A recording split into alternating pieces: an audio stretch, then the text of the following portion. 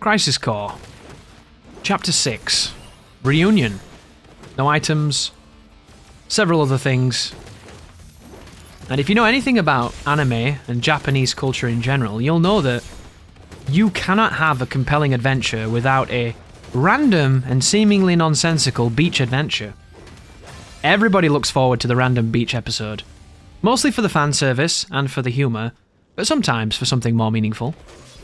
And that's what we essentially just did there. We smacked a bunch of people with an umbrella in a sequence which I kinda dig. I wish there was more to that moment, but there really isn't. And then we end up being on Upper Junon, of all places. But it won't last too long because I'm immediately delving back into some missions to get some equipment. And the name of the game now, guys, is twofold. The first one is we're trying to still get to that Wutai shop, potentially. I don't know if I've got it yet because you've not seen it, but fundamentally, I'm trying to get the secret Wutai shop. I might have it. If I've got the secret Wutai shop, my next objective is trying to get the Brutal accessory.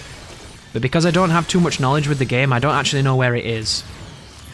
So I was just doing some missions to try and get some accessories, try and get some spells, try and figure out some strategies that didn't involve relying on too many JRPG factors.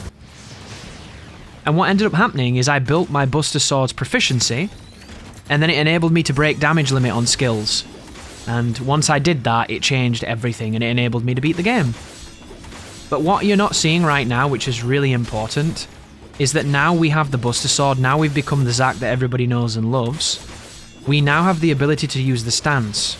And the stance is a defensive posture that leads to it says perfect guard on the score system after you win a battle, but it's not a perfect guard at all. It's fucking stupid, it seems like. Maybe I'm using it wrong, but it just seems like you take diminished damage, and it's really slow and awkward, and that's about it. But what you can do is you can use it as a modifier to any of your physical abilities. So if you go into stance and you jump, you will get a damage multiplier on your move, and it translates to every one of the AP movements that you can do.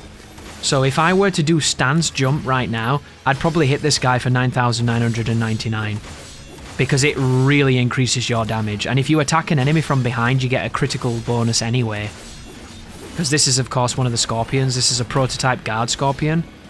And all I'm going to do against this monster is what you're witnessing right now. Manipulate his pattern with movement, shut down his ability power, and make sure I don't get caught in the EMP. That's all you have to do. It's very simple, but he is a tanky boy, because we are currently moving into the chapters where everything starts to get way more life than anything had before. We're not quite Sephiroth yet, or Genesis, Final Genesis, but we're getting close. We get the no damage on him. I do like those fights, they're pretty fun. I wish he had more moves, I wish there was more emphasis on dodging, but this is one of the shortest missions in the game. That's it, ladies and gentlemen. I don't even get any time to talk about Flashdance, which I mentioned in the previous video because I think I'm dying. Thank you for watching, you take care now.